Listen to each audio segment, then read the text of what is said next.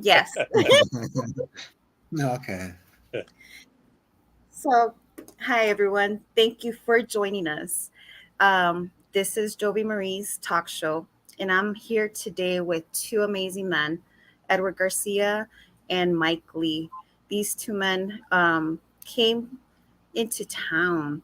So, Edward Garcia is from California, Mike Lee is from Chicago. Edward Garcia has trained with several martial arts, and the main one is Serda Extrema, and he has trained with different trainers, which have been his mentors. So we also have Mike Lee as well, and he has had several trainers as well and mentors. So we're coming down to this. They both did a class over the weekend, last weekend, and they were always doing this class and seminars. So I know Edward had a question for Mike Lee. Edward, go ahead and ask Mike Lee the question that you just had. Okay. Yeah. Thank you, Jovi. So, what's always intrigued me and been interesting about the Chicago group, I don't, just to give you a little bit short backstory. I had connected with Fernando Ramirez through Facebook. Oh, back we had been speaking going back before COVID, maybe about within a year before COVID happened, and our conversations were always, well, one of these days we'll find a way to meet up. I have family in California, or maybe we can go meet. I have family in Chicago. It was what things were, along the lines of what Fernando told me. So, okay, well, we'll plan something, eventually. And then COVID happened, and then that took a little bit of time. But and then we threw a few dates.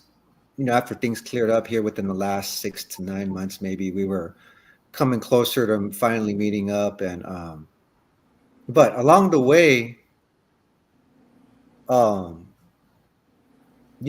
Fernando's telling me all these stories. We had conversations over the years on the phone. Mhm. And he talked about Mike a lot. Being that that's Right. when it comes to the particular art that I was interested in, that was uh, his main source of teachings came from Mike. So and the things he was telling me, oh, a lot of the answers Fernando gave me were, that'd be for you to ask Mike. He can tell you more in detail, or maybe I might tell you wrong and be off. Or so fast forward, long story short, when I finally made it over to Chicago, we had Mike with us at the donut shop, the Dunkin' Donuts, and Fernando pitches the ball to me. He says, "Now's your chance to ask Mike whatever you want to ask him." So I asked him. I said, "Okay, the first thing is always going to be, how did you do it? How did you manage to become as proficient as you did during a time where we didn't have technology on our side? We didn't have Zoom. We didn't have. I don't even think we had DVDs yet. All those things. How did you manage to become so proficient in what you did? And on top of that, even more, make have a following of students that helped you train, and you trained them, and you made them as good as you can get them to be. With such a distance from Chicago to Seattle, um, that's such it was just amazing to me. So I asked him, how were you able to do that?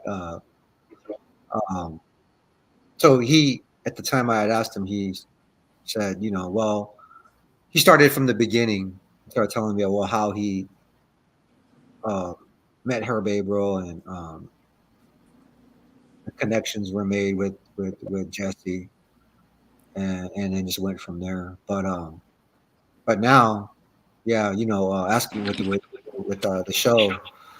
I'm sure he can probably explain to me a little more, explain to us all how he was able to do that because Exactly. I don't even think today with technology people are attempting to do that. So right.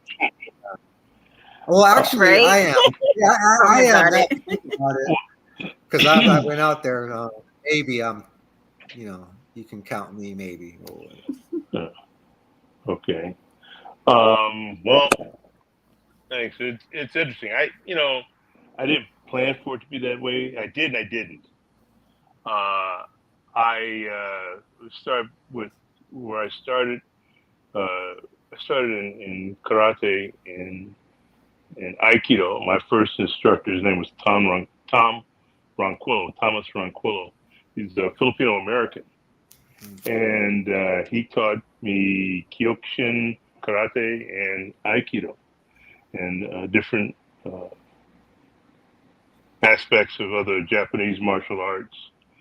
And I had no intention of, although I was always impressed with Bruce Lee, I thought that was a be all end all karate at the time, right? I liked what I saw. I wanted to be, every kid wanted, when you saw the Green Hornet, you wanted to be Bruce Lee. You didn't want to be Britt Reed. You wanted to be, Mm, you wanted to be Kato, mm, right? mm, Uh, so it was in my friend, a guy I went to X-ray school with, one of my best friends, Jim Lee, no relation, but he's sort of like a brother to me. Same last name, uh, but I shouldn't say no relation because we are like brothers. We've been friends for over 50 years, and I shouldn't say that at all because he's family, Jim's family. Anyway, long story short, Jim said, "Hey, there's going to be a demo in Oak Park on Jeet Kune Do."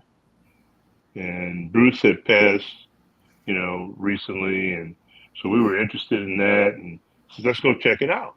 So Jim and his wife Diane and I went to this demo in Oak Park, and there was a guy there. It was different martial arts that were demonstrated at this rec center, or whatever. It's like a just a community center or some sort, where they had different people demonstrating different things. But Herb April was the guy that demonstrated JKD, and he demonstrated he had just returned from California. He spent some time with Richard Bustillo and Danny Inosanto. He said, but what he was really excited about was Wing Chun Do, which he learned from Jim DeMille, and Jim DeMille was going to be coming to Chicago, to do a seminar on Wing Chun Do, which is what his interpretation of what he learned from Bruce Lee in the late 50s and early 60s. And Herb showed that, and then he and his brother demonstrated some ESCRIMA. I thought that was pretty doggone cool, that stuff, right? So I hadn't seen it. Nobody was talking about that stuff. And so I spoke with Herb after he did his demo and found out that he worked at the University of Illinois. I worked at the medical center. He worked at the University of Illinois Circle campus in the physical education department. He taught a PE course. So we exchanged numbers, and that was the end of it. Well, short while after that, I had an accident. I won't go into that because Mike Lee goes down these different rabbit holes. You guys know these stories. These 2-minute question will turn into a 45-minute answer. So I won't go there. But I was off work because I had an injury for 10 months. I was in a wheelchair for 6 months and on crutches for 4. Well, Jim DeMille's book, The Tao of Wing Chun Do, was released. I bought that, had that book in my library. And Jesse's first book, Bruce Lee Between Wing Chun and Jeet Kune Do, was out also. Well, I'm recuperating from my injuries, and I got nothing but time. So I read both those books, and I started corresponding with Jesse, and I corresponded a little bit with Jim, and they both knew of Herb. And so when I was able to get back on my feet, I found Herb's number, and I went to watch one of his classes. And that was really like new because I was still somewhat on crutches, but I didn't want him to see me on crutches or having a cane when I walked in because I didn't want him to think, well, I'm not going to be able to train this guy. He's not going to be able to participate fully or something like that. So I left the cane that I was using in the car. and I tried to walk in without a limp, which, somewhat successful, I thought. But long story short, the class was 45 minutes, and it was in the wrestling room at Circle Campus. And I stood for that 45 minutes. I didn't stand 45 minutes prior to that, after my accident, at any time. That was my first time doing that. And so I went up to Herb afterwards, and he said, okay, I'll teach you. That's all he said, I'll teach you. And I found out later on, after I've been training with him for a while, he said, the reason I said that is I saw you were in a lot of pain standing there, but you refused to sit down. You refused to try and let me know that you were in pain. You stood there, you took it. And I thought, hey, this might be somebody I might be interested in teaching.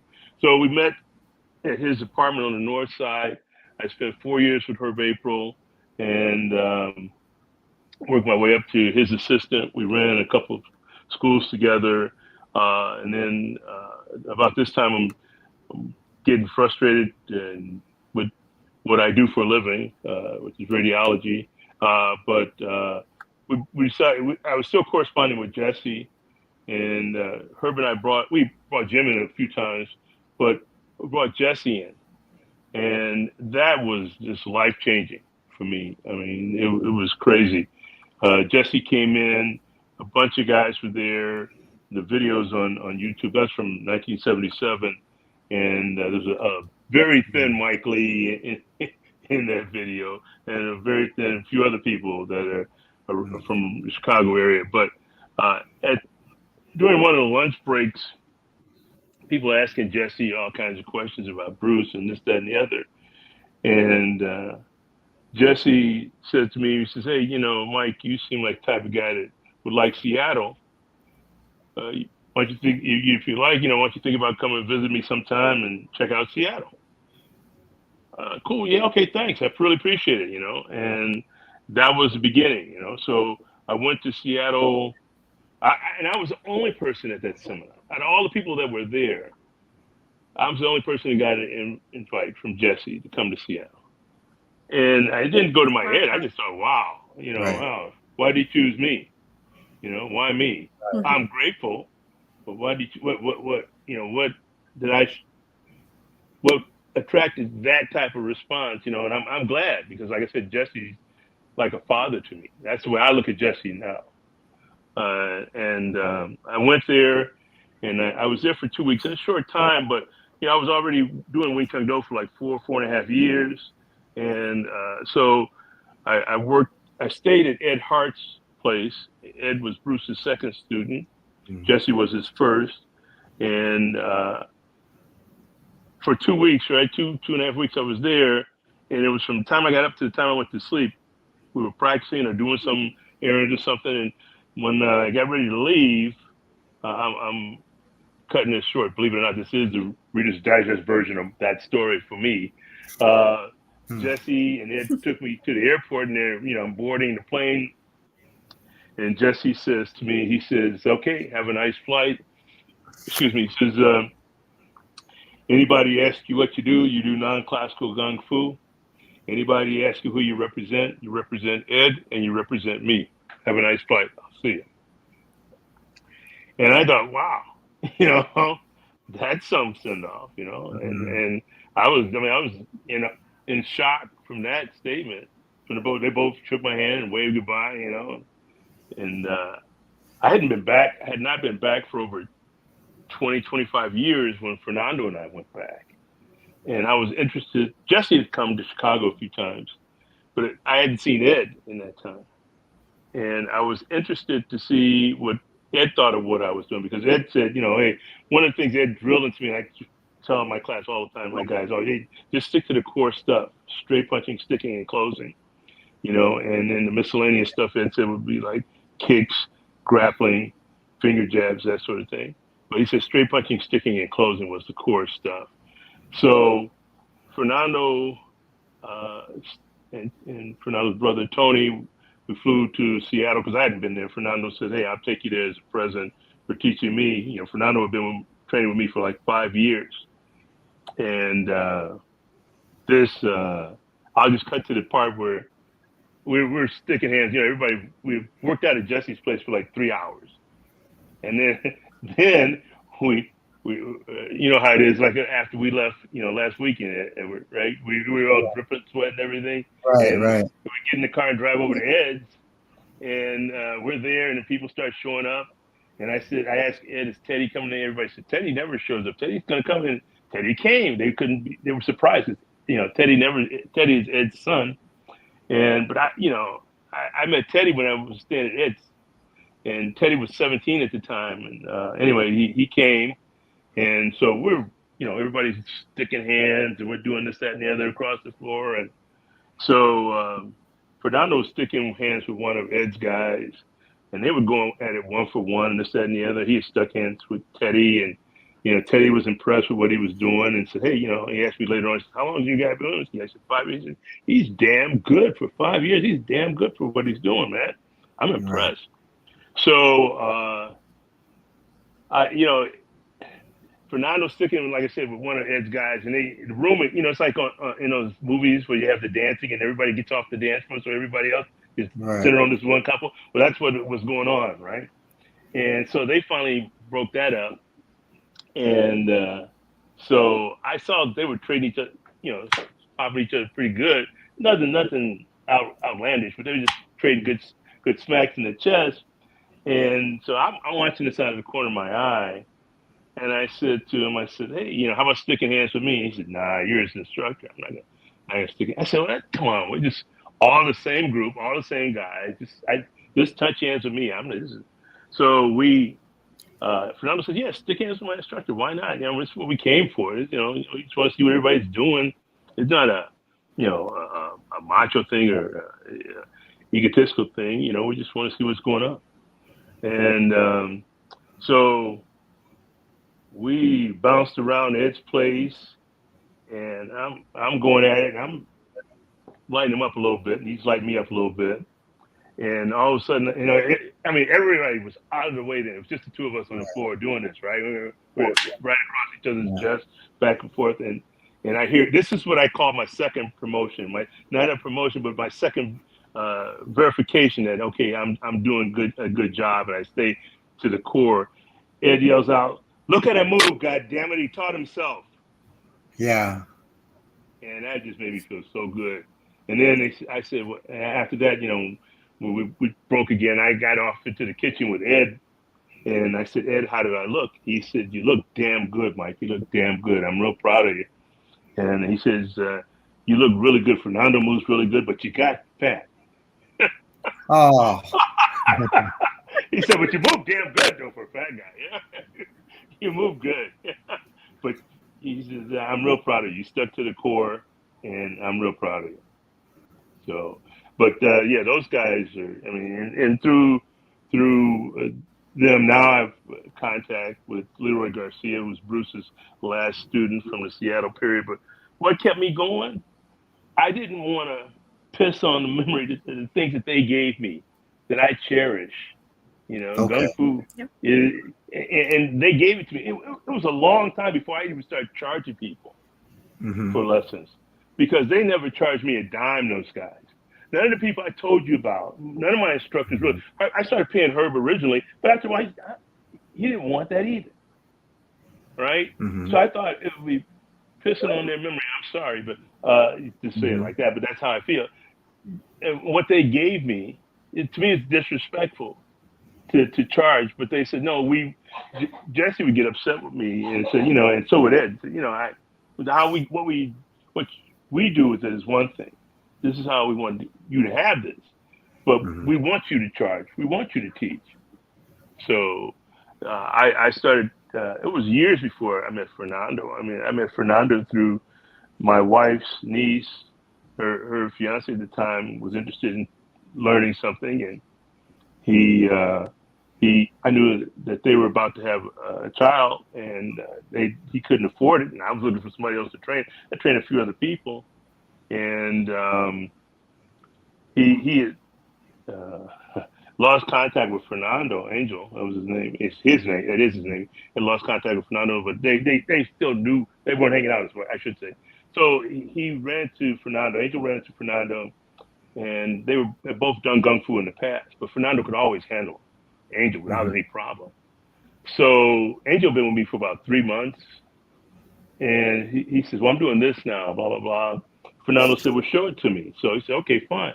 So they got to some place where they could you know show each other stuff, and Fernando attacked Angel, for just for sparring purposes, stuff playing around, and Fernando said he never saw anything like that. Angel, trapped his arms, and he was looking at the wrong side of a fist every time.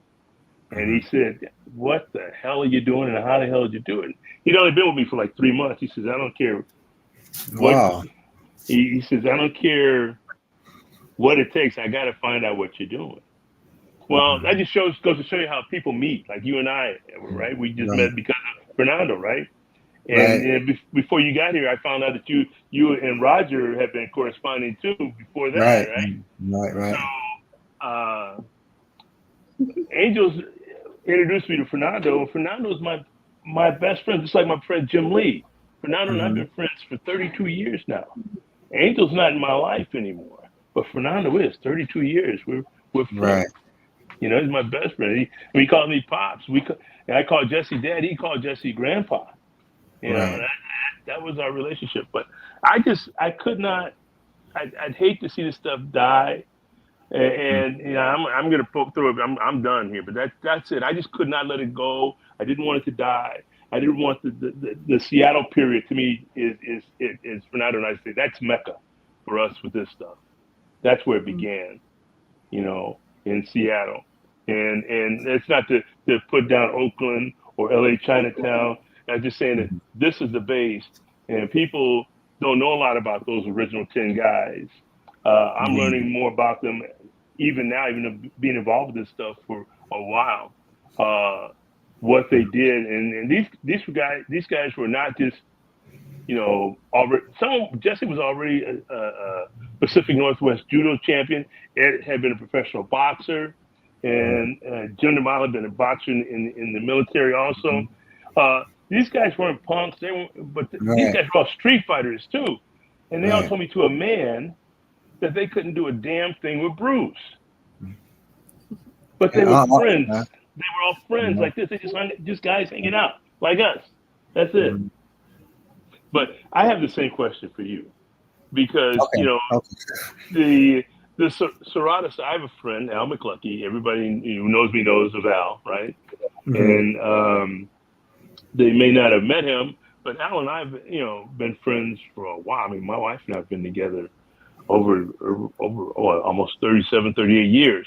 Al was my friend years before I met my wife. So I've been doing this stuff for a while. But I knew of SERRADA. I knew of Angel. I knew of Mike and A. I met Jimmy Tacosa through Al when Fred Degerberg brought him up and had him teaching at his school. I never got a chance to meet Mike and A.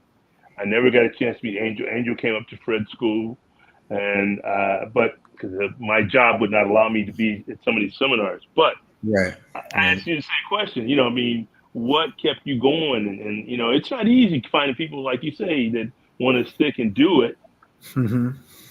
But what kept you going? What drove you? What kept you interested in pursuing this, other than the fact that it's life does. Right. Want me to start? I'll start from the beginning too, a little bit. Kind of the same way you did. Well,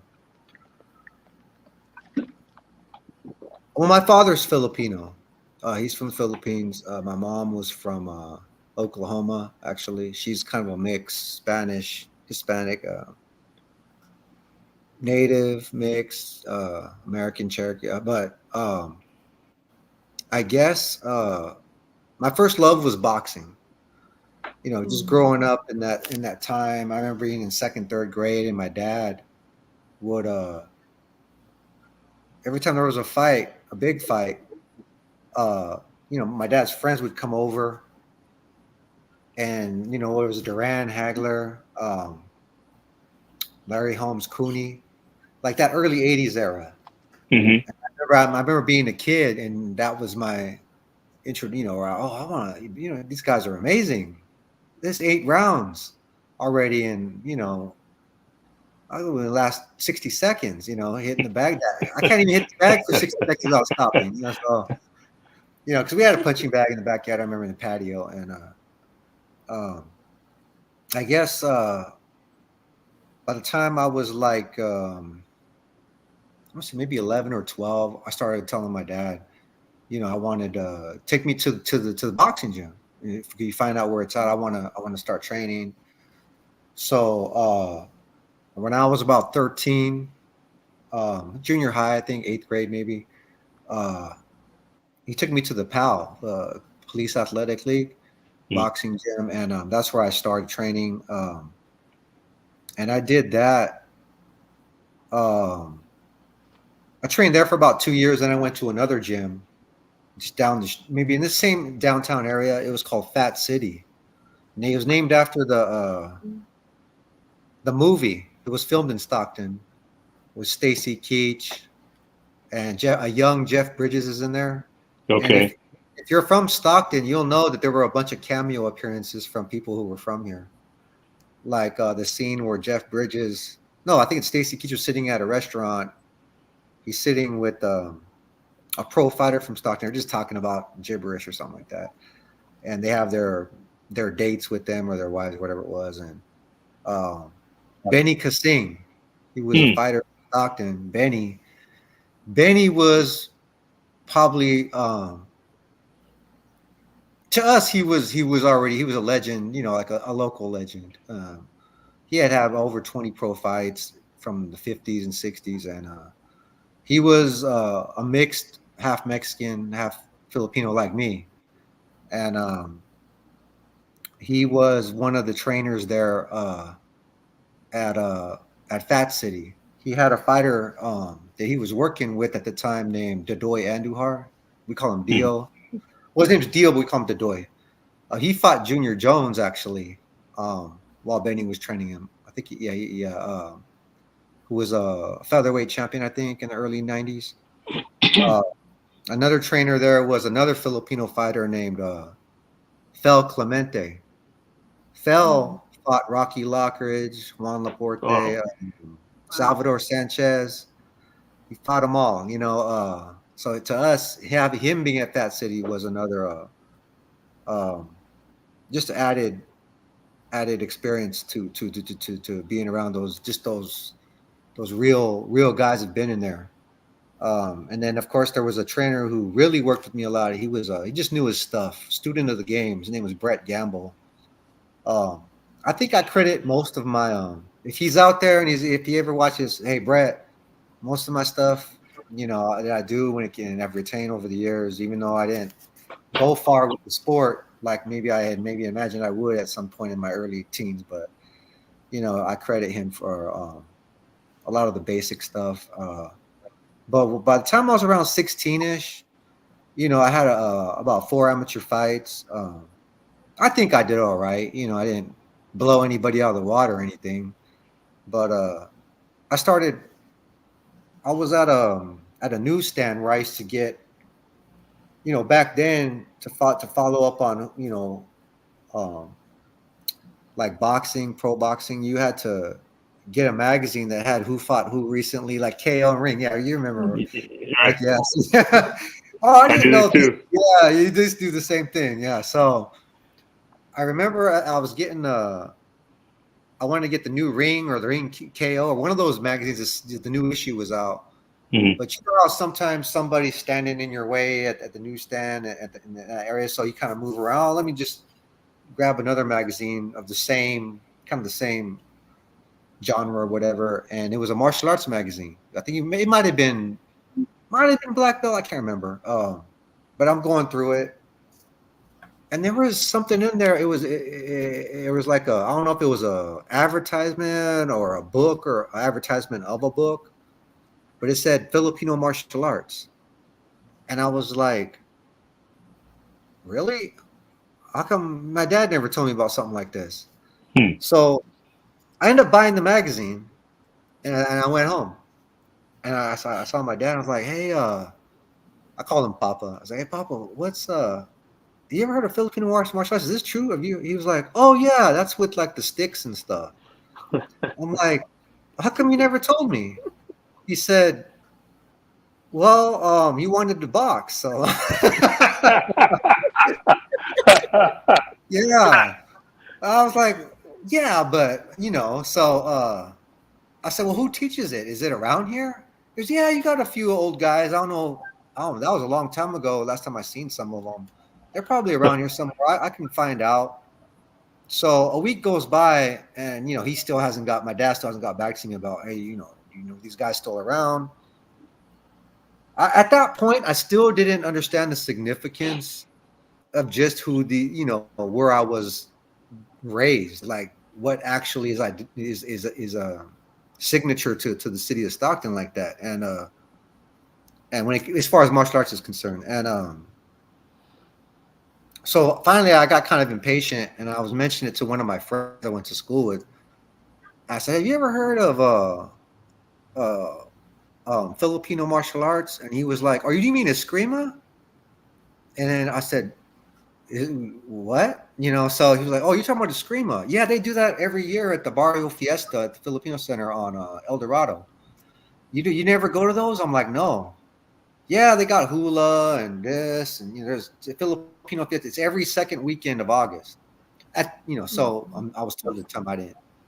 So I'm like, well, it's only April right now, so we got a few months. I don't want to wait till August to see if they're at, do their demo. So my friend says, well, I think I know who knows where they teach at. So phone call, whatever. We went over to somebody's house, and I think he wasn't answering his phone, and he goes, oh, you mean CABALES? CABALES, ESCRIMA? And we're like, I guess so. Is that it? So I guess it has to be it. So he told us it's next to Gong Li's Chinese restaurant on Harding Way. So we drove over there, and I think it was a Tuesday. It might have been a Tuesday. So because it was Mondays and Wednesdays over there. So it was basically a banquet hall that the Chinese restaurant used to have catering events. And basically they taught out of that catering hall since 1966. So I learned later. So and the only indication that they even taught there was there's this like small kind of Xerox copied printout on the window tape saying, that there was a ESCRIMA class here on Mondays and Wednesdays. And next to that sign, there was another small paper on the window on the inside, of course, facing out, saying Gojuru Karate with Rodney Hugh.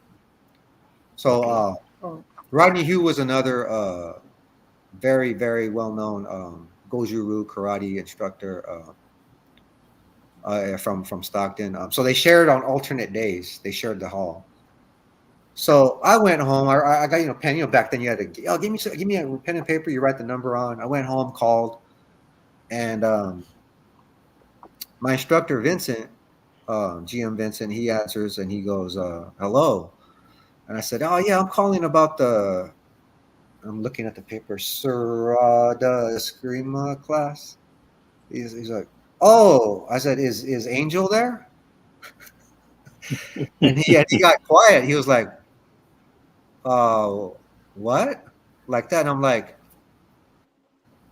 Angel, this is the ESCRIMA. Oh yeah. You're calling about the ESCRIMA class. And he was like, oh yeah, it's tonight. No, but that was my dad. No, he passed away, last year. And I was like, oh, I'm sorry, I didn't know. He was like, oh no, it's all right, so we he says, actually there's class tomorrow night, 7 to 9:30. So I said, okay, well, I'll be there. And I went to the class, and that was spring 1992. I want to say like April. And his father had passed away an entire year before during Desert Storm when it first, the Middle East. So, yeah, pretty much I started at that time. And I think at that time, for me, boxing, I was starting to realize that, maybe as much as I love boxing, even to this day, we know, me and you, how much we still love boxing.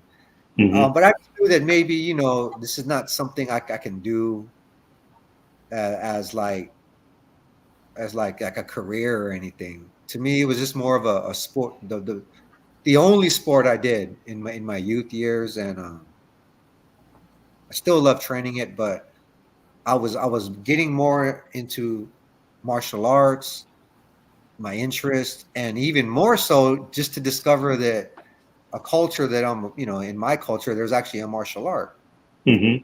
So I think me staying with it for so long, and like you're right, uh, there was never an overwhelming number of students there. People came and went over the years. Um, I think my motivation was seeing the things that the students who were already at an advanced level when I got there, just seeing them do the things that you don't even see on TV. Mm-hmm.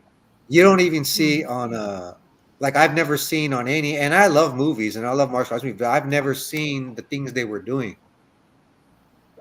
You only see it when you go to class. And my goal was I just want to be able to to be able to train like them and do the things that they do. And I don't care how it takes. I'm not. I just when I get there, you know, that's my goal. I just want to be able to train the way they do, just the speed, the precision. And some of these kids were like kids. They were like, there were these two kids named Dell and Larry that were there when I started. They were younger than me, and they were just remarkable, just doing stuff. Just the technique was just flawless, and they were only like 13, 14 years old. I was 17. Oh, wow. And yeah, and just seeing them do some, and you know, I was like, I just that was my motivation, you know, just to be able to do that. Um, I wasn't in a rush. I didn't care how long it took. Um, I just stayed focused and tried to, you know, perfect every little thing that was taught to me the best I could. And next thing you know, years pass. Um, and I gradually improved, you know, over those years. Mm-hmm. But you know, I just feel fortunate that you know I grew up in a town where it was here. You know, Yeah. now I look back in retrospect, it's like wow, there's people that travel from abroad, you know, just for this stuff, and I mean it was sitting right here, you know, all these years, you know, and over the years I've come to understand that people around the world consider Stockton where it all started. You know, where all Mm-hmm. those elder Manong generation they call it came after World War II or maybe slightly before, Mm-hmm. and they were working in the fields here.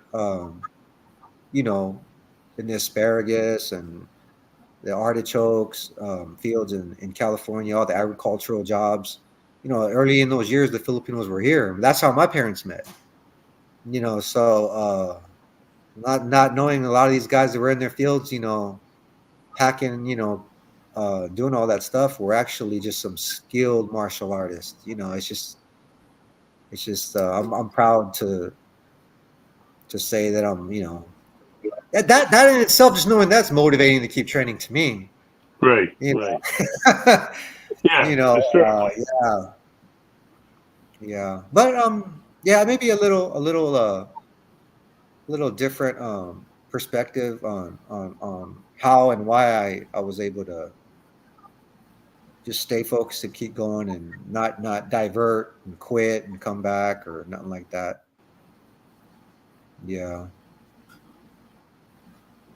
That's awesome. That's actually really good information because it does it, you know, the experience. Both of you have the experience. It's a little bit over 30 years that you guys have. You have about 28, Edward. Mike Right. Lee, you have more, right? About 45 years or so. Yeah, at least that It is. in this, because like I said, I started. I tell people, Jimmy Carter was president when I started doing this stuff. When I started doing Wing Chun Go, I was already, Yeah. I was already doing uh, karate, Kyokushin karate a little before that. I started that in 1973. Yeah, 73, 73, 74. I started. That's when I officially started taking martial arts classes with Tom. Um, so yeah, I've been doing it a while. I've been doing Yeah. this stuff a while. I was born in '74. I got 6 older than you, know? Oh man, that wasn't even thought of. Okay. Yeah, Now you make me feel old, yeah, I mean, yeah. but the thing is, like we talked about this.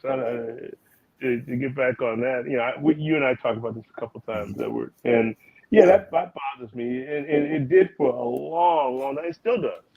Who will do this stuff when we're gone? Who's going to care about this stuff when we're gone?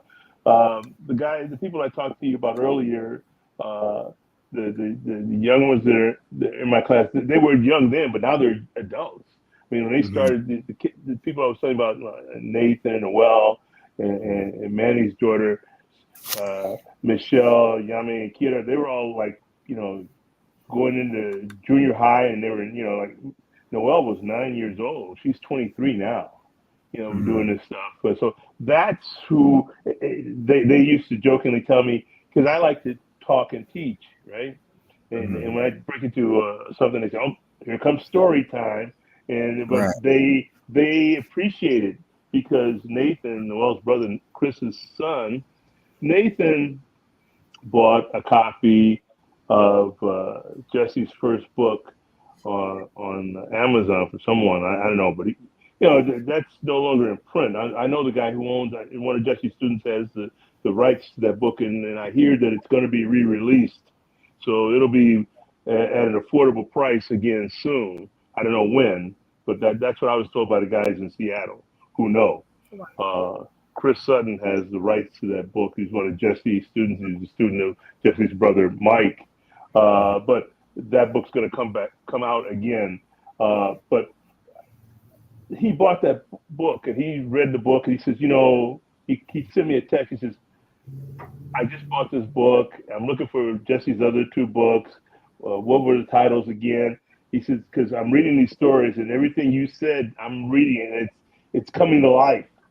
Those Mhm. stories you told me about those guys and this, that, and the other.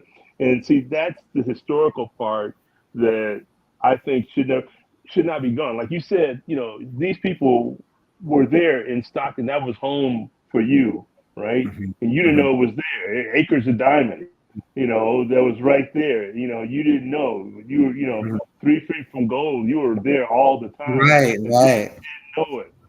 right. And I just happened, like when I met Tom Ronquillo, I happened to be just like I said, I was in X-ray school. I was trained in a hospital-based program, and I was there just doing some stuff, doing patients, just to get better at what I was eventually going to do for a living in the evening. This was after hours. I wasn't even supposed to be there because it was really officially not official when I was doing it on my own. Long story short, Tom walks in, and Mike Karlowitz, who's my senior in karate, Mike walks in with his gi rolled up over his shoulder, and I said, "What are you doing?" He says, "I came here to practice karate." I said, "Really? Where?" So Tom walks in after that, and I asked Mike, I said, "Do you think he'd mind if I watched the class?" He said, "I don't know." Yeah. I asked Tom, and he said, "No, come on." So we went back there, and there were no mats. There was a room. It's a tiled floor. He taught us how to fall and this, that, and the other. And then I liked what I saw, and he said, "You want to train?" I said, "Yeah." The next night, he gave me my first gi, which I still have, and I was as thin as I am in that video that you put on YouTube, Right. Joey. I was that small then, or maybe a little smaller, right? I was at a 32-inch waist then, right? I had now I'm nowhere near that now, that's for sure. But anyway, he bought me my first gi. I still have it hanging in the closet, where I keep my books, the room where I keep my books and everything. A lot of my books, and not all of them will fit in there. But that meant a lot to me. Tom never tried. He'd pick me up and take me to wherever we were going to train and drop me off at home. That meant a lot to me. He gave me a lot of the books that were the basis of my martial arts library. And it started me down. Like I said, I was always interested in that, but then this was just handed to me. Like, here, if you want to come and join us in this and partake in this, here it is. And he had people that come and didn't stay. You saw people in your classes and people you've trained. I've had the same thing. Like I said, Angel's no longer part of this group, but everybody has thanked me for what they got, and I used to get this from, I'd ask Jesse, because like you, I'm sure you went through this. I got frustrated about that. I'm giving you this stuff because I want you to have it. And then you leave. Mm-hmm. Now, you're not ticked off, but you're ticked off. Mm-hmm. Because you think they're going to be there and you think they love it like you do, right? Mm-hmm. And they do, but not in that way. And so Jesse would say, well, are they better than when you met them? As far as can they defend themselves, can they do this, can they do that? Did they get something out of it? Yeah, then you did your job.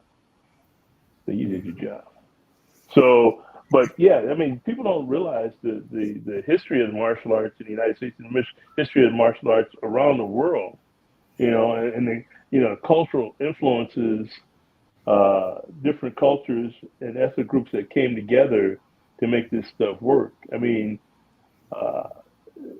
I was just amazed by. Let me do this as an aside. Okay, before I started training with Herb, I met a guy who was Filipino. He was an X-ray tech at the University of Illinois. His name was Ed Kabancic, and Ed, he and his cousin worked as X-ray techs at the University of Illinois. Ed was the supervisor in the outpatient X-ray, and I told him, he asked, what do you do? And I said, I was doing karate and Aikido at the time. He said, well, can you show me something? And I said, sure. And he says, have you heard about Arnis de Mano? I said, no, I never have, He said, well, can you show me something? And he said, yeah, well, it's sort of, stick and knife and this. He was, because he didn't open up, but he wasn't hiding it from me either. So he said, well, how do you move? And he said, well, and he started to show me something. He held a stick. The stick was here, right? And the hand was here. It was a check here, here. A downward block this way, upward block inside out. And then they flip through this way or outside, sectoring, right? So he said, attack me. I'm 19. So I think my stuff don't stink anyway. So I'm gonna throw a punch at him. So I throw a reverse punch at him, karate reverse punch at him, right? And he goes, he hits me 5 times with a rolled up newspaper before I could get the punch halfway out. Right. Just blew me away. Just totally blew. I had never seen anything like that. And then he tells me about Arnis, and he says the style he learned was in the Philippines, and they had, he says, if you hear anybody say to you, "Vente nueve," he says, no, you run. You don't talk to those people. The 29. Oh, yeah. Yeah. You don't want to talk to those kind of guys. Right. Vente nueve, that. But he said that stuff that he learned, because he was in a street gang in the Philippines, and that's where he learned it. And they combined Arnis with combat judo. Okay. That's what he was showing me. And that was before I met Herb April. But I was still doing karate. Whatever became of him? Did you he moved to California. He moved to I don't know where in California, but he did. He and Ray, that was his cousin. They both moved to California. But Ed Kabancic, we used to call him, because he was a supervisor, we call him Ed the Boss Kabancic, But he was really good. I mean, and when Herb showed me the stuff, I was able to at least not get hit as many times when I started playing around with Herb with this stuff, with the Filipino martial arts, right? I still got hit, but I was able to pull some more out of Ed, and he showed me some more stuff. You know, Right. I wish I had spent more time with them, but Mhm. it's just it's like Jim Rohn says. Things don't just happen; they happen just. We're in the Yeah. right place at the right time for a certain reason. Because if you didn't reach out to Roger and to Fernando, we wouldn't have met, right? Mhm. And I mean, we knew of each other, so we knew about this. I've known about Serrada. Like I knew about Serrada before because I read Danny's book, right? And we were Right. talking earlier. I read Danny's Yeah. book, but I met Al McLucky, who trained with Mike and A, who trained with Angel, right? And Al came up, and Al and I have been friends for, like I said, a number of years. And through Al, I met Jimmy Tacosa, and that's about it. I take it back. I said I've never met Angel. I met Angel briefly just to shake his hand and introduce myself. He was leaving Degerberg's one night, after a seminar. I just stopped by real quick. I don't know if I was going or coming to work because I was on call then, but I got a Uh, chance to meet him. But that was it. That was it. And I think, I forget who was there. I did a seminar because I'm at Degerberg's. He's first got, it's like a museum. Yeah. Next time you come to Chicago, we got to go by Fred's. We didn't get a right. chance to Right. go by Fred's. We missed that this time around, but yeah. But you think I know Mhm. stuff, man? When I'm around Fred, I just listen Yeah. because this guy was doing this martial arts thing back in the 50s and 60s. Right. You know, I mean, he's a white guy going to the south side of Chicago to learn karate, and Right. he was hanging out with the people, and his instructor, one of his primary instructors, Bob Beal, just passed Oh. recently, and Mm. Bob Beal was Herb. He impressed Herb a lot. As I get the Dempsey book, Bob Beal was really influenced. I can't give the story justice the way uh, Fred does, but Dempsey had a lot of influence on Beal and what he did. Bob Beal boxed. He was going to be on an Olympic boxing team with Muhammad Ali, Right. but he broke his hand and couldn't go to the Olympics. But Oh. Mm. this guy could throw a hook off a jab like nobody's business. I never got a chance to see him do that, but at a memorial service that they had at Fred's school for Bob Beal, his grandson did it because Bob did boxing and he did karate and judo, and he called his system Bushido. Uh-huh. And I don't know anything else about it, but I know that it was damn good and impressed her. Obviously, it impressed Fred because that was one of Fred's primary instructors early on, and that's just so much history. If you don't ask people, you won't know. Right. You just won't know. But I'm glad that you stuck with it, and I stick with it because I'm still learning. I'm still learning from Leroy, and I'm still learning watching videos of Jesse and Ed. I'm seeing things that I didn't see when they were here. So that's why I tell people I'm still learning from them. I'm learning from Jim and see things that he did with certain things that I still and I try and keep it. Yeah, I learn from all those guys, but I try and say, well, this is what I got from this is my interpretation of what I got from them. I'm not Mhm. that person, but this is what I got from them, and this is how I use it. I want, Mhm. I'm giving it, and I give it to them, to people. However, I don't, excuse me, try to hide it. I just want them to. I don't want the stuff to disappear. Just like we talked about different styles of Filipino martial arts. I don't want that history. The history in itself is amazing. Mhm.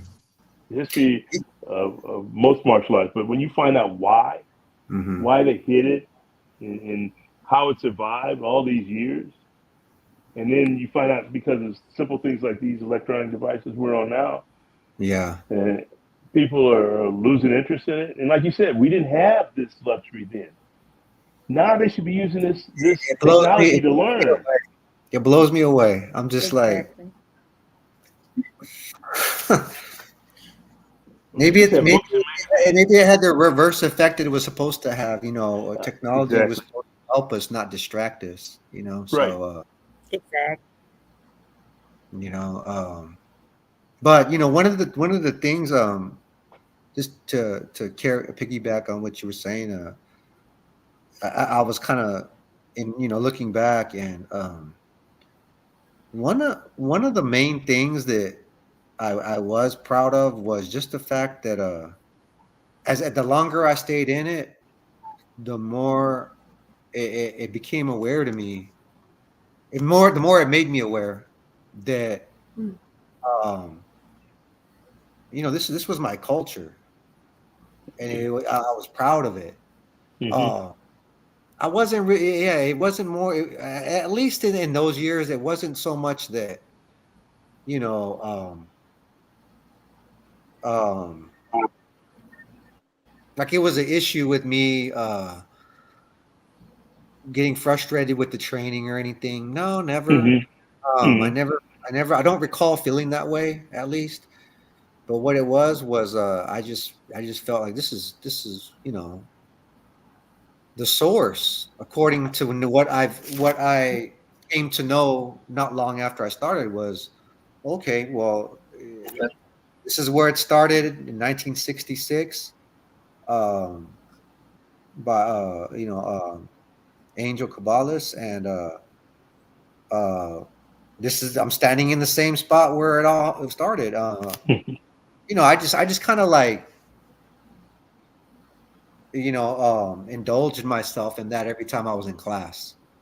Oh, I'm here. This is where it all began. And every time you walk in, you hear that the wooden floor creak and all that stuff. And sometimes you get there early and you're sitting there, and you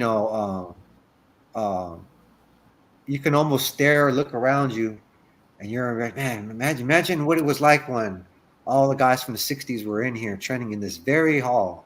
You start thinking like that, and I guess that was just the way I thought of it at the time. I wasn't really, struggling or with the idea of getting better per se. I mean, I wanted to Mhm. get better at if there was a move I was maybe having problems with, or a technique of some kind. Oh yeah, but I eventually got it the best I could, and um, I remember there were a lot of guys that were either way ahead of me at the time as far as their skill, and like you said, it's unfortunate that some of them I don't even know where they are now. I was like, I just disappeared, and I'm like, oh, those guys are really good, you know, if they would have just stuck with it, So maybe that too motivated me more. Well, I don't want to just let all this training just come to a halt. Hmm. I'm gonna keep going. Right. I don't want, so seeing other people kind of fall to, whatever reasons they do, and they stop training or just disappear. Especially back then in the '90s, there was no, I don't even think people had emails yet, right? So No. you know, yeah, once people move, their phone, their landline was the only way to get a hold of them. So once they move, that number is disconnected. So you Hmm. don't, so you don't, Yeah. whatever happened to them. Right. So Right. hey, where did they move? Oh, well, we heard they went to Right. like whatever or that way, or never hear from them again. I was like, wow, those guys were, but yeah, that was a motivation too. Is I'd hate to get to as good as they were and then just stop. Yeah. I wanted to see, what's how good can I really be at this, um, but yeah, my main motivation was just a cultural thing. I think at the time, during those years, it was just being a part of something that I can say I was proud of. That had to do with my history, and our culture and all that. Being that Stockton was it used to be known as Little Manila on Lafayette Street in Stockton, right where the Crosstown Freeway is. That was Little Manila right there, and a lot of history, with that too. Now in California, I think Daly City in the Bay Area is considered Little Manila now, but in the 30s, 40s, and 50s, It was right here. So, you know, I didn't know that until I started training ESCRIMA. Oh So, wow. training in the martial arts taught me that. I didn't, I didn't know. So, yeah, that's another one of my motivations. Mine, and along the way, I was 17 at the time. So I want to say my, I refer to him, for respectfully, his title, Grandmaster Vince Cabales Hmm. Senior. He, Hmm. he, he's exactly 20 years older than me. So, I would say he was about 37 at the time when I met him. And it's funny because over the years, the first 3, 4, 5 years, it was student, teacher, you know. But as soon as I got like early 23, 24 years old, we started, now it's like I'm an adult, um, and we started hanging out more outside of martial arts. Hmm. Uh, he became more of a second dad to me too. The way you mentioned it with Fernando, and I don't know, maybe that's why me and Fernando kind of have a similar appreciation of things, our perspective of martial arts, of the relationships involving that we build over the years. Hmm. He's really expressed that to me, and I relate to it. Um, but not to get too personal about Vincent's personal life, but I was there for a lot of to see him build different relationships with people in his life, and he saw the same thing with me. Um, he was there when I had no kids, Hmm. and now I have 5. He's he's seen me before I got my career, and he's just always been there. And I think he just watched me grow up, literally. Hmm. Uh, and don't get me wrong, there were especially like maybe within the last 10 years, 12 years. Um, we don't see each other as much anymore, but we Hmm. keep in touch. We keep in touch. I'll reach out to him. Sometimes he'll do the same. I'll check in on him. But I definitely could say, to add another component to that, is one of the reasons why I look back that I really stayed focused on the art like that was because me and him became really close.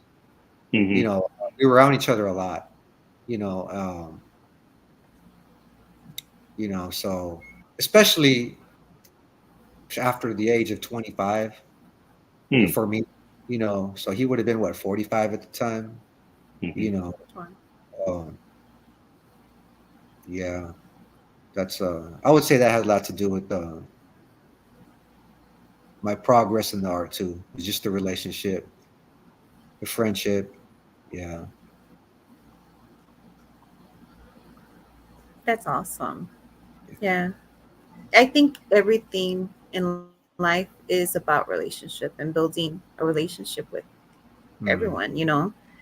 and having that connection. Like Mike Lee says, the Jedi connection. And I think that's what happened tonight. Yeah. Yeah. Hmm. Yeah. Because it was. 'Cause, Mike Lee, I've been wanting to do this and interview you this way. It's been a while. Yeah, I So, know, I know.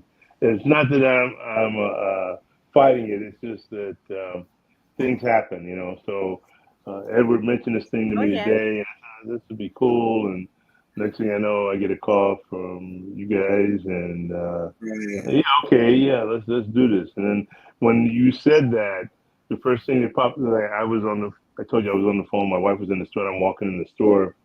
Uh, she's ready to check out and everything. And I'm thinking to myself, it's that Jedi thing happening again because I was just thinking about Jovi, Yeah. and I said, this thing is crazy.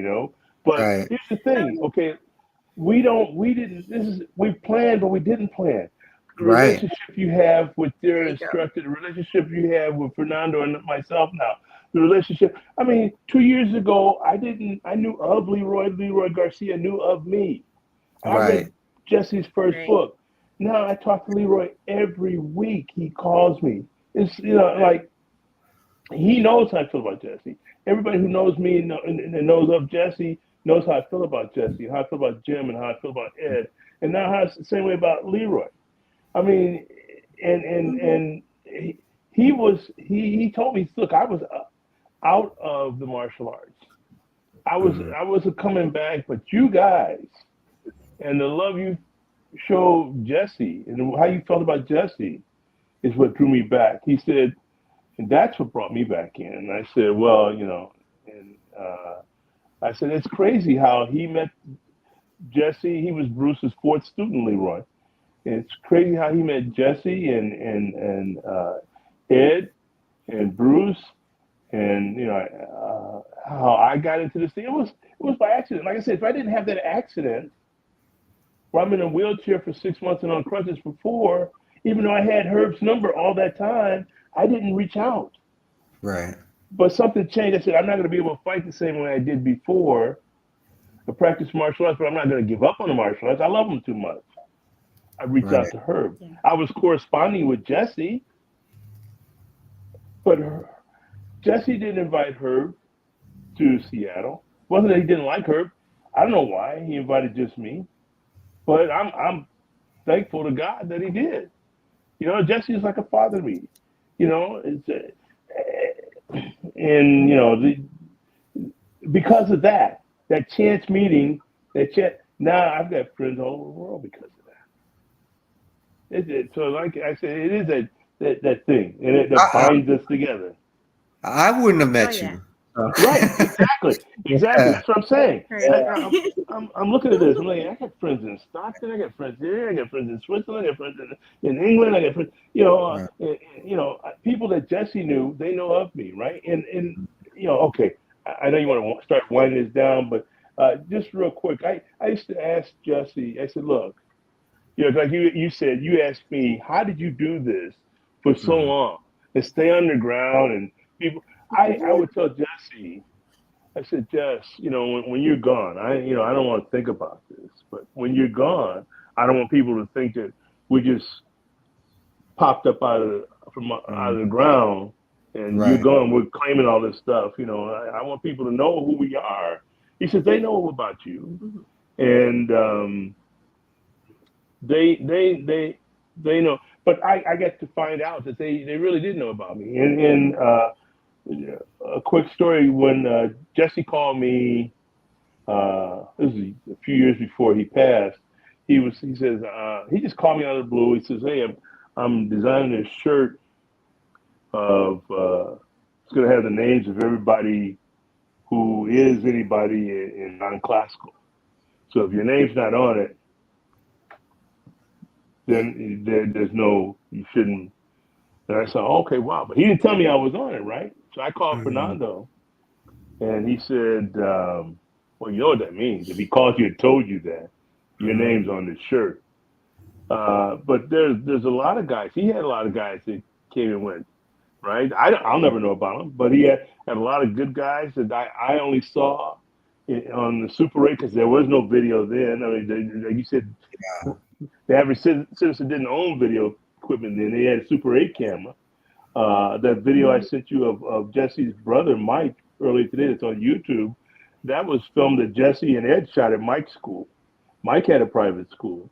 If you at Jesse's school, he had just on a piece of notebook paper. He wrote, "If this is a private school, if you weren't invited, turn around and leave now." That was on the Right. door. So, but all this stuff because of that. I mean, Jesse met Bruce by accident. Somebody told Right. him about a demo, Right. and he went to see a demo. And I read a book and started corresponding with Jim and Jesse after, and then went back to meet Herb. And then now look at this, years later. And now we're sitting here doing this thing. That's just amazing to me.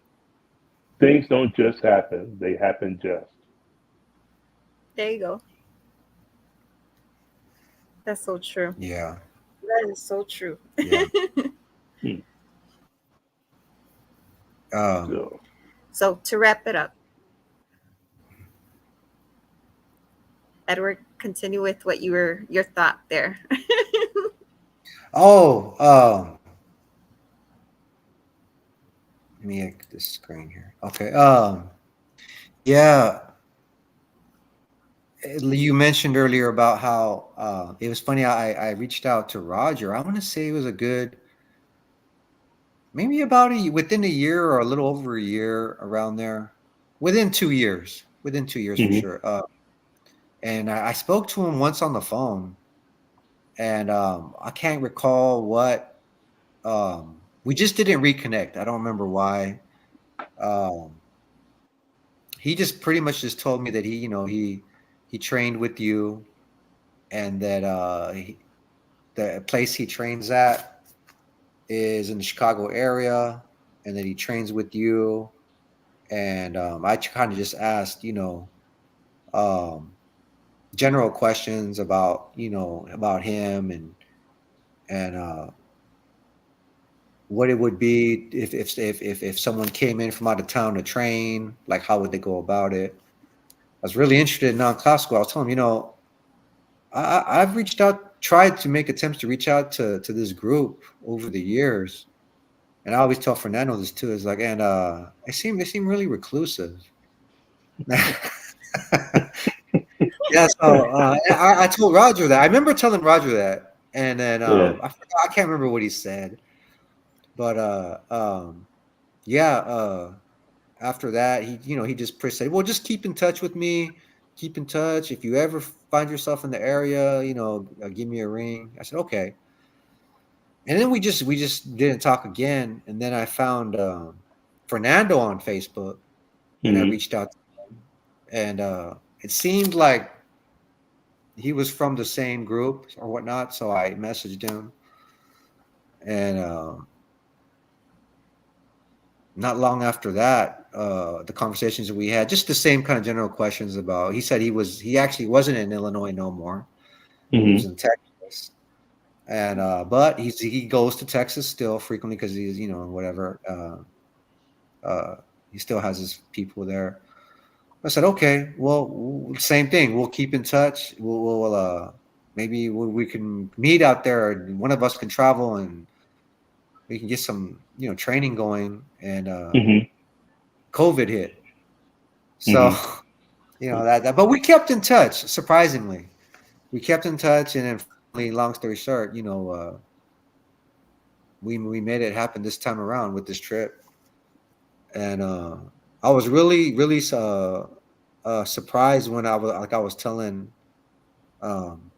everybody here back home that I was really surprised about how much others from far away in different states are really interested in SERRADA. I mean, I understand, it's not one of those arts that you can just look, in Google and find it on every street corner or something, or any dojo. You can't.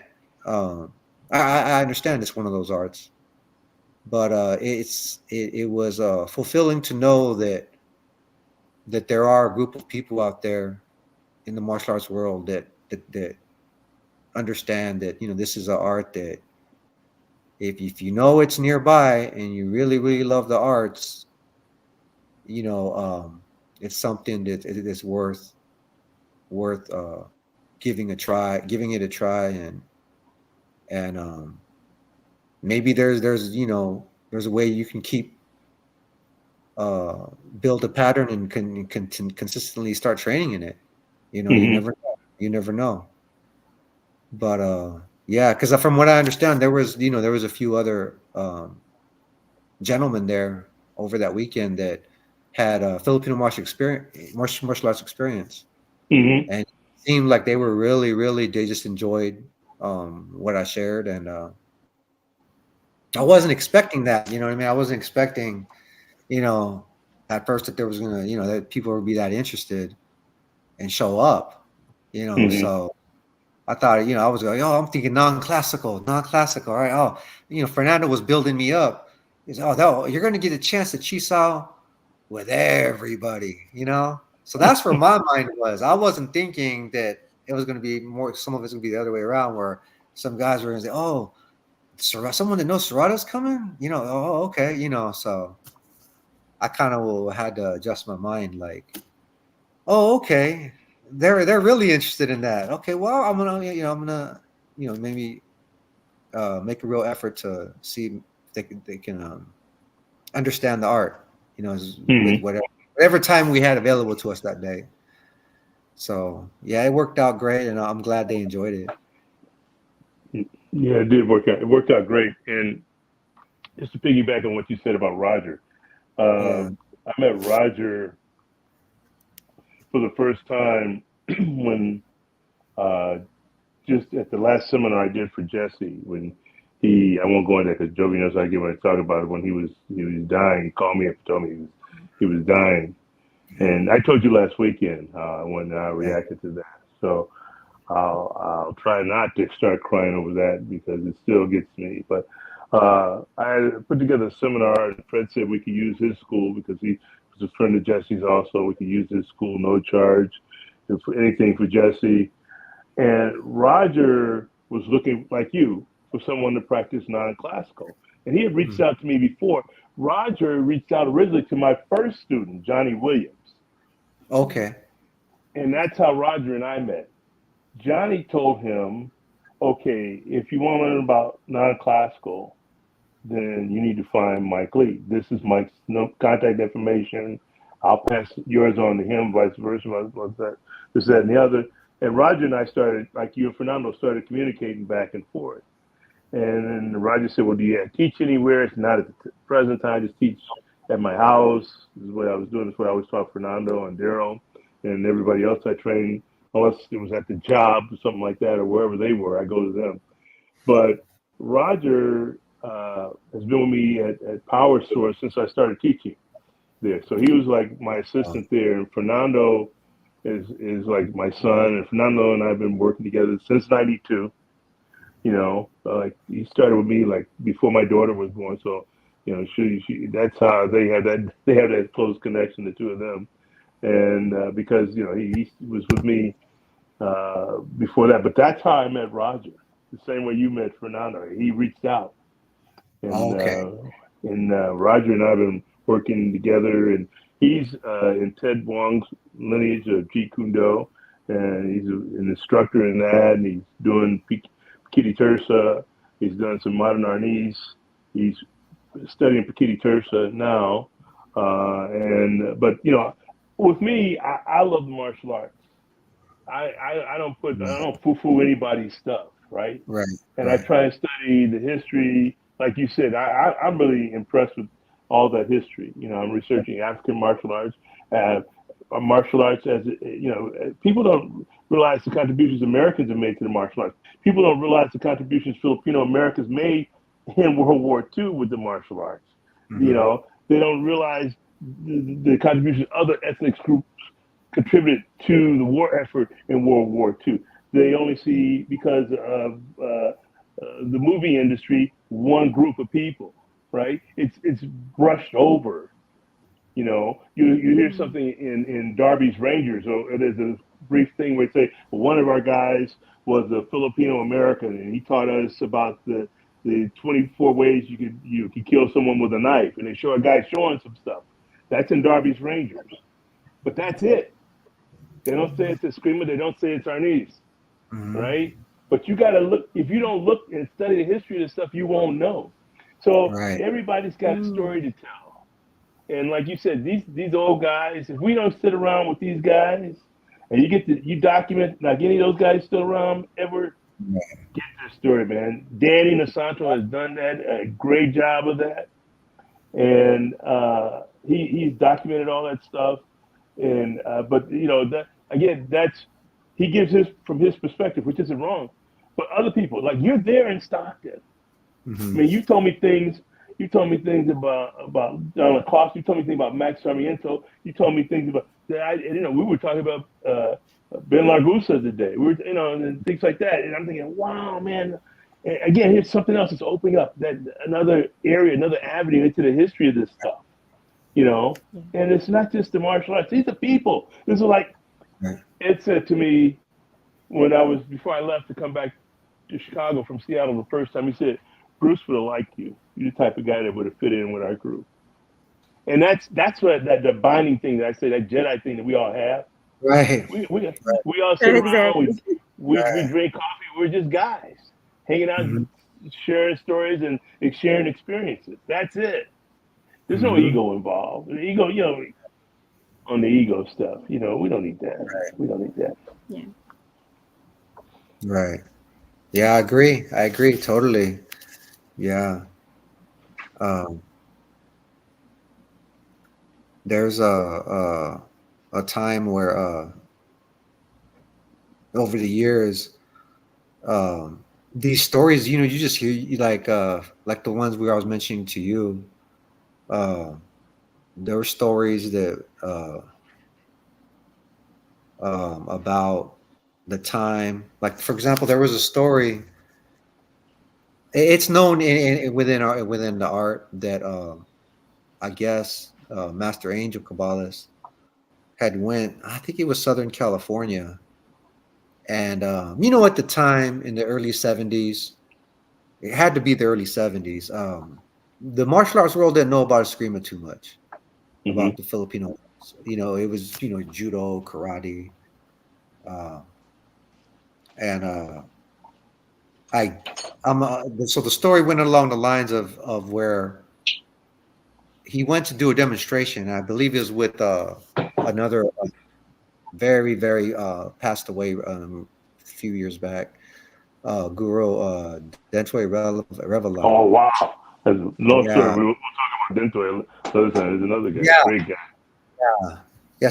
So they went to do a demo in Southern California, and this is all stories we hear, you know, as a, over the years, through our elders in class or whatnot. So um, the story went where, he made it to the I guess the back locker room where they were all the martial artists are getting ready to take their turn to go do their demo and warm up. And I guess in some way, Angel felt slighted. Maybe he felt like the most of the Japanese martial artists, who I'm sure were great martial artists, in every way. But I guess I don't know. I wasn't there, but the story where he felt a little pushed aside, maybe verbally or something, where he got really upset, and he took it out and on his performance. So when it was his turn to go out and do his demonstration, you know, from what I understand, there was footage, and I wish somebody knew where the footage was. But the things he was doing literally looked like a special effect. You know what I mean? Like the things he was doing with Dentoy, it was just remarkable that by the time he finished his demo, he made his way back to the locker room where all the other martial artists were, and they just parted the walkway where you go back, and they all just gave him, they'd never seen nothing like that. So that was a story I wanted to tell you when I was out there about that. How like all like the traditional martial artists, judo or jiu-jitsu, all of them, they just parted ways and let him through, and just acknowledged him as, oh, you were that was a great, yeah, I don't know, whatever martial art that is, it was remarkable. So yeah, I think that would have been uh, something to see if there was footage out. From what I understand, that footage, someone had it, but it was it'd be like a holy grail now if someone had that. You know, Mm. but it was recorded. I just don't know. Who has the footage? Yeah, who has it? Yeah, and because Dento Revelar, Max Sarmiento, those guys, Juan Lacosta, all those guys. I saw something recently that on YouTube that Dan said about he was doing a seminar somewhere on disarms, right? Uh-huh. And he said that a lot of the systems borrowed from Il Estrimo's system. I thought, wow, how did that happen? Because people share stuff. I understand that. Right, right. But I'm like, wow, I never paid attention to that system. I know of it, but I've never paid attention to that. And people look at like the Filipino arts. They look, they forget. This is what we're in this stuff. Mm-hmm.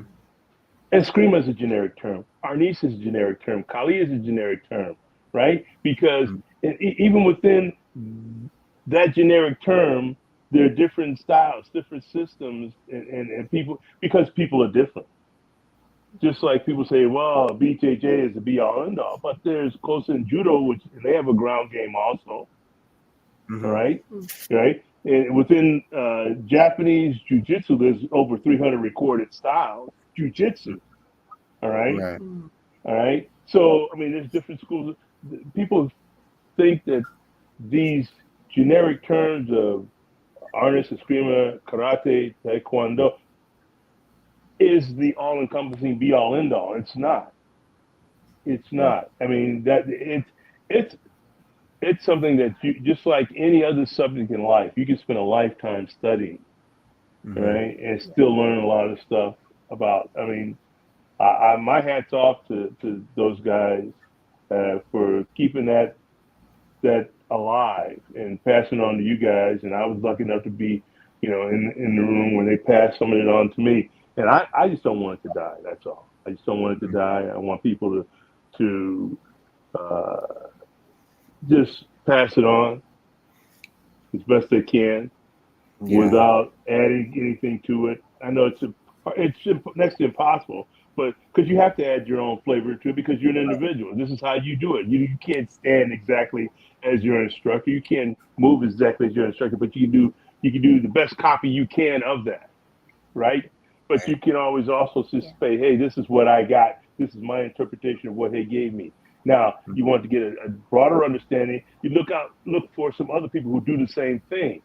And then you get an overall picture by combining what we all do. Not saying you can go study with all these guys, but you'll get a bigger picture by looking at and watching how all these guys did something, or studying and researching it. Jim Rohn used to say, like I just quoted Jim Rohn earlier, but whatever you do in life, study, practice, teach. You got to do that. Study, practice, teach, right? So this in itself, I mean, I say all the time, find out what people eat, because poor people the world over basically eat the same thing. Find out why they fight the way they fight. You find a lot of similarities in things. And why did they fight that way? I mean, in the Philippines, the story behind the suppression of weapons and stuff, and the Spanish occupation of the Philippines and all that stuff. Then they hit everything in a dance and the different cultural games that developed that were really hidden aspects of the martial art. The same thing in Japan, the same thing with capoeira and West arts of Africa, martial arts within Africa. The same thing in Okinawa. So, but again, when I say study the way they eat, how many places in different regions of the world can you go and have curry? New York City. but every culture has some sort of curry dish, right? Yeah. That's because of those 5 cultures we talked about before, and that trade, right? So not just the food, but those cultural experiences of different people, transmit through. Because we talked, like you said, about the martial arts. Not many people know about the Haitian martial arts. Haiti was the first country in this hemisphere to escape colonial oppression, right? They earned their freedom before this country earned their freedom. They kicked the French out before Toussaint Louverture. Right. They kicked the French out of Haiti. Before that, but we don't know that if you don't study history. You don't find out that the guy who wrote The Count of Monte Cristo and the Three Musketeers, Alexander Dumas, was French, right? But he was of African descent, right? And there were actually 3 Alexander Dumas: the father, the son, and the grandfather. And one of them was a general in Napoleon's army. The other was the author of those books. The other was an actor. Same Right. name, same family. But if you don't study all this stuff, this is just what martial arts is like. The history of all this stuff and how it all comes together, you won't know.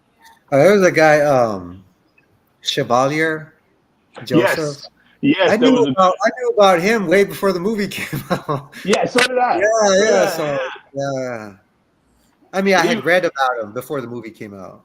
Right. Yeah. So did I. Yes, yes. I read about Uh, him in J.A. Rogers' book, World's okay. Greatest Men of Color. Right. Considered a superb swordsman. Mm-hmm. Yeah. Mm. Yeah.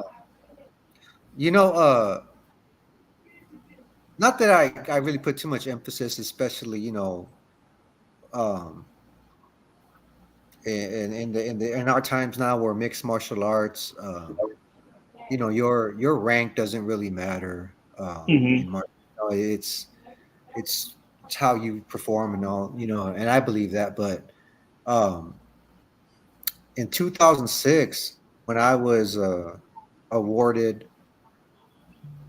a graduate master's level certificate Mm-hmm. from Master Vince. I guess not that I feel like you're ever done.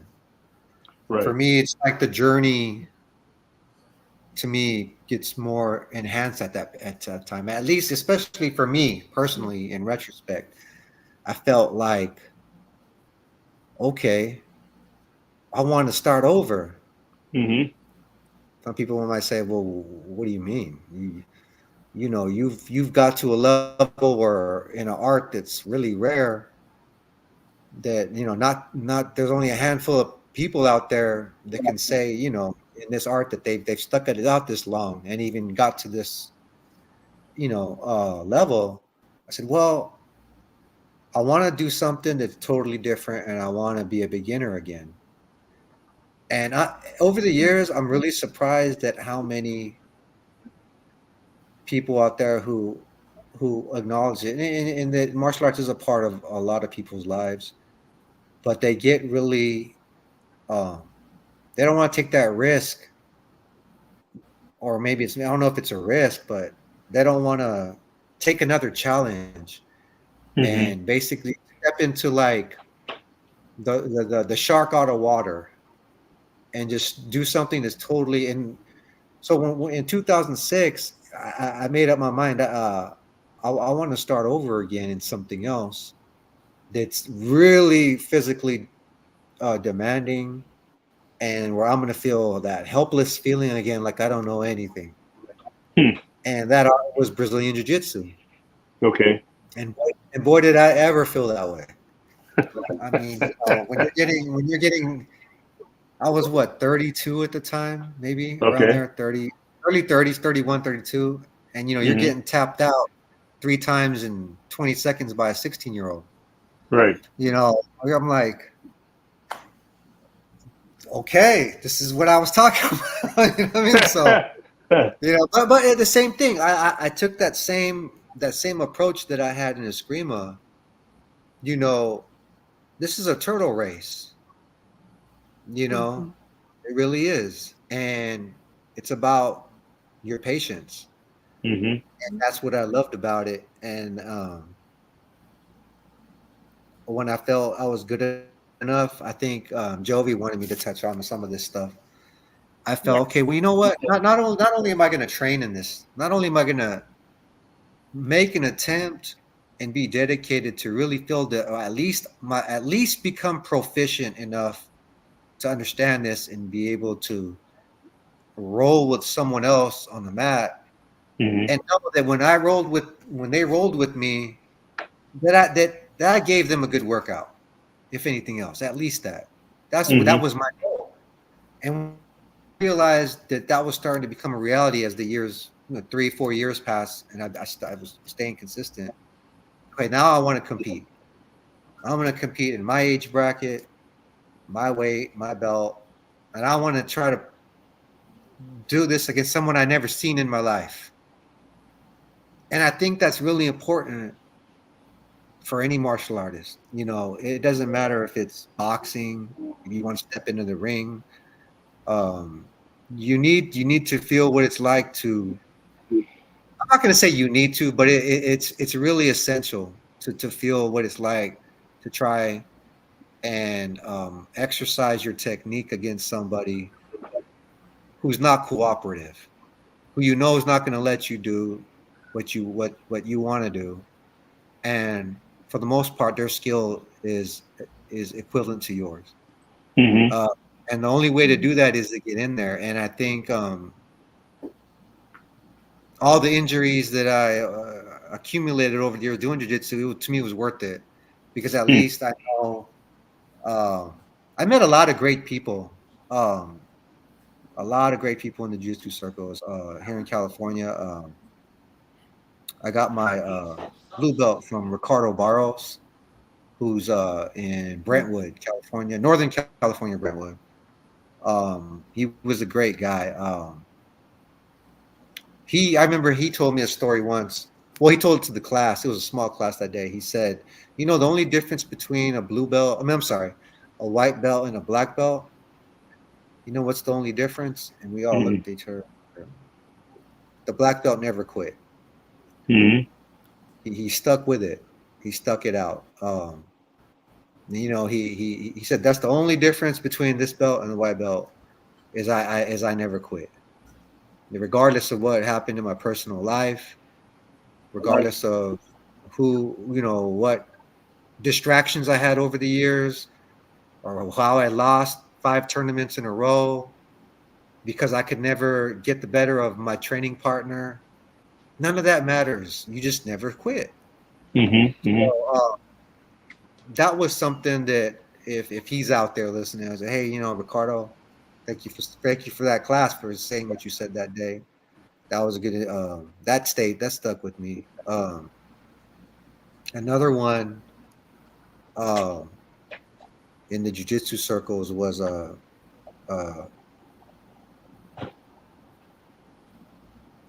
his student who ended up moving to Europe. I think Kyle Cometta. He was a younger kid, younger than me, a lot younger than me. But I would say that the techniques I learned from him, he had taught me this guard called the deep half guard. So anybody in jiu-jitsu circles knows that the deep half guard is kind of more of an innovative guard.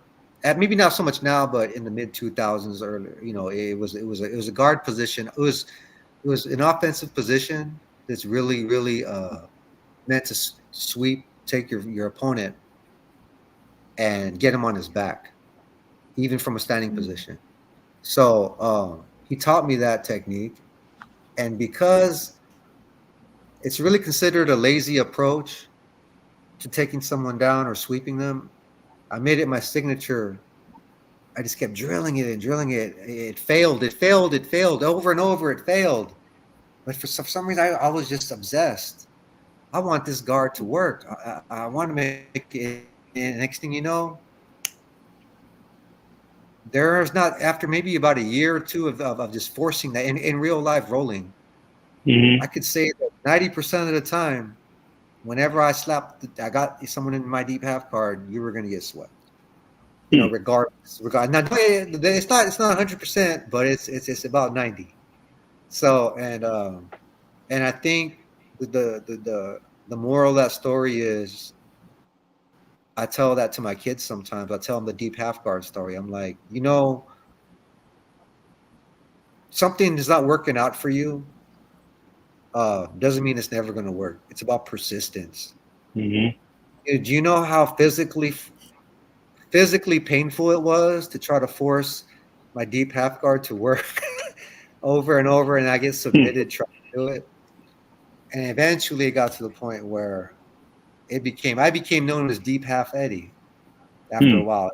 Some schools, oh, Deep Half Eddie. Oh yeah, yeah, he's the guy that he always goes. Yeah, so that I tell my kids, persistence is the key, and everything. It was the key to what you did Hmm. uh, there in Chicago, um, with that obstacle of that distance you had between Washington and where you are. persistence is the key to a lot of things we pursue. Um, Mhm. you know, if we could, if I maybe pass anything from this interview that might help someone who's listening, I think that that would probably be at the top of the list. Mm-hmm. And Yeah, that was like the first thing I you asked agree. me. Yeah, that was the Right. first thing you asked me is Mhm. just don't quit. Right. Don't Uh, quit. Anybody yeah, can quit. Right. right. Takes I mean, takes nothing to quit. right, You know, anybody can be. I mean, you can, like you said earlier, not to cut you off, but you can be as good as you can be. But Robert Schuller used to say, and I think it's a powerful statement: "How big would you dream if you knew you couldn't fail?" So it's the same yeah, thing. Just don't wow, quit. wow, yeah, I like right, that. You know, right, just don't quit. Anybody can quit. My mom used to say, "Nothing beats a failure but a try." right, Mhm. Right. So if you tried, you didn't fail. You may not right, succeed, like you Exactly. said, with that guard, that deep half guard. You didn't succeed the first time. You didn't succeed the second time, but you didn't quit. right, Right. Now you Right. pull that, and hey, they know it's coming, but they can't do anything about it 90% of right, the time. Right. right, And you know Right. what? Because of persistency and consistency and repetition, right? Sticking right, to the core stuff for the basics. right, That's it. That's it. Right. right, That is the martial arts. That's life. yeah, What's the core Yeah. stuff to this stuff? Kung Fu means hard work. right, Martial arts is hard work. It's life. That's just yeah, it. Yeah. But that's it. Don't quit.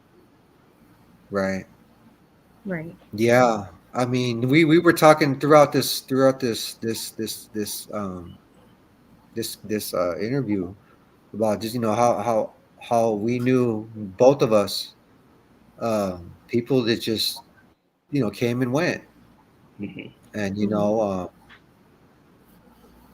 I just it's unfortunate because a lot of the people I knew, they had a lot of talent. In a lot of ways, Mm-hmm. I thought they were more talented than I was. Mm-hmm. They were the reasons why they kind of like role models. Mm-hmm. You Mhm. wanted to be as good as they were, and life just gets in the way a lot of times, more times than we'd like than unfortunately we have to admit. Um, yeah, and if we quit, if I wouldn't be talking to you now in Jovi. So Right. Same yeah, thing here. Right. yeah, Here. yeah. You guys are So my inspiration. You guys inspire me. So, with meeting all of you, you are great inspirational.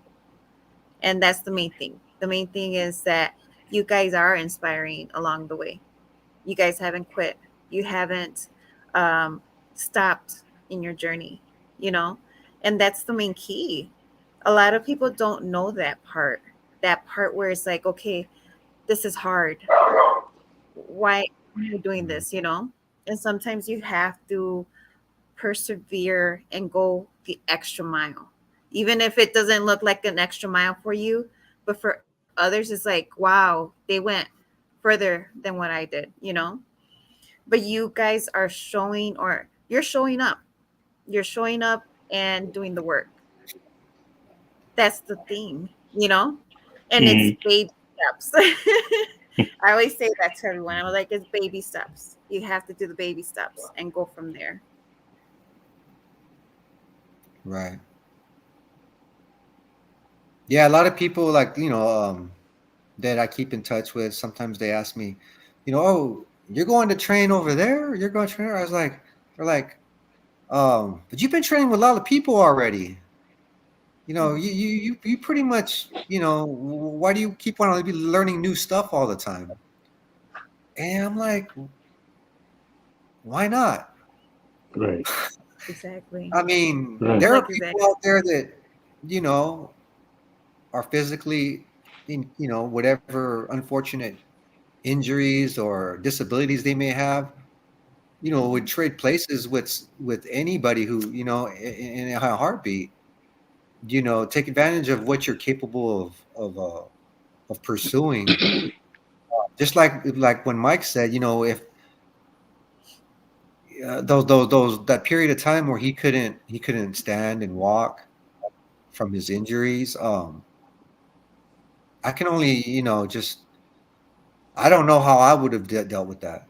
Just knowing and going. You force yourself to endure the pain just to go stand and watch a class, like he said. Mhm. You know, that's the same reason why I keep reaching out, because I want to keep learning. I don't want to be content with Mhm. what I know. I'm not trying to be stagnant. I'm always intrigued with something. That's why me and Mike, we love history.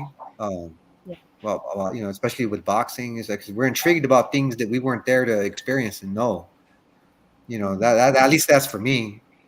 Mhm. Yeah, and I'm intrigued. I'm still intrigued about what I don't know, which is why I reached Yeah. out to Fernando and Roger. So yeah, it's just if I can just keep the journey going and keep learning new things, um, that's what fulfills me. Yeah. Yeah. Exactly. That's how I feel. And this interview is like the history in the making, because you both know the history. You both know what you had to endure and the steps that you're doing. And you are, the inspiration to a lot of males out there and even females, but the main course is that you're teaching and people are learning from you, and even if you're just speaking and you're putting your information out there, so at least people can learn, and learning from each and every one of you, I'm inspired. You guys inspire me all the way, so I'm grateful for this interview that you guys jumped on. I'm grateful for both of you and for everything Mhm. that you're doing. Mike Lee, You're yeah. welcome. You're welcome. Thank You're you. welcome. I'm Yes. still And trying thank to you, feel. Thank you. Edward. Yeah, I'm still letting it settle in that yeah, just my interaction with all of you out there had the impression it did, and I'm humbled to uh, to interact with you both in this way, and continually with everybody else that was there. Hmm. I'm looking forward to coming back out. Yeah. Um, I don't know anything about no snow, so I'm Well, you'll find out. Yeah, snow's a yeah, different thing in Chicago. right. Like I say, you want to No, find out what cold is, come here in February. yeah, yeah, And Yeah. different kind of yeah. cold. I'm leaning towards May. Okay. Right? Yeah, yeah, yeah. So we'll But see. yeah, we'll work it out. We'll figure out something. But obviously, we're going to stay in touch. Oh And yeah. thanks, Jovi, for putting this together. And uh, anybody that watches, thank you for checking us out and finding out about this. Like, we don't have all the answers. Nobody has all the answers. I can't walk on water. I tell people the first step is easy. The second step is hard, you know. So, I can't do that yet. But I'm just like Edward. I'm just interested in learning as much as I can. Yeah, you can never learn everything, Yeah, Yeah. but you're not. And my wife will tease me sometimes and say, and it's a joke, and she's or just trying to let a little dig, oh, you're perfect. No, no one's ever perfect. It's something we strive for, but we'll never achieve. But we're supposed to strive for it. We are supposed to strive for it, but we're never going to achieve it. Not if I mean, 'cause then you believe in your own press if you think you're perfect. It's yeah, everybody gets hit. yeah, Tyson got hit. Muhammad Ali got hit in training. So nobody's perfect. You know, Yeah. yeah, I just, but yeah, I'm glad we were able to share this with people, and that's what I'm interested in doing, sharing this stuff with people and letting them put them with what they do. If it fits, if it doesn't fit, like Ed used to say, stick to the core stuff, which was straight punching, sticking, and closing, right? And if it doesn't fit the core, don't use it. Yeah. That's the way I try to do everything. If it doesn't fit your core fundamental stuff, you don't discard it. Just don't use it right now. Maybe it fits later. Maybe it fits later on. Right. That's But true. But anyway, thanks, Jovi. Yeah. Thanks, You're Ed. Thank you, welcome. Jovi. You're Appreciate it, Jovi. welcome. Thank you Thank very you for much. both of you. No, I'm grateful for you, both of you. Just learning from both of you is just amazing, and I can't wait for the classes and the seminars that are about to happen with both of you, because that's the main thing. Like Mike Lee has been saying, those classes and seminars. I think a lot of people need to learn. I know Mm-hmm. I love to learn. I have an open mind for different opportunities and different aspects, and you have to have an open mind to everything. So thank you for coming on and sharing your Absolutely. story. Yeah. And thank you for everyone that's watching. This is Jovi Marie's talk show. Mike Lee, Edward Garcia are two amazing men that are changing lives. And this is a history in the making. So watch and see. There's going to be a lot more out here. So um, your comments, like, share, and subscribe, as it's all on here. Thank you, guys. You All have a right. good You're one. welcome. All right. Hey, Mike.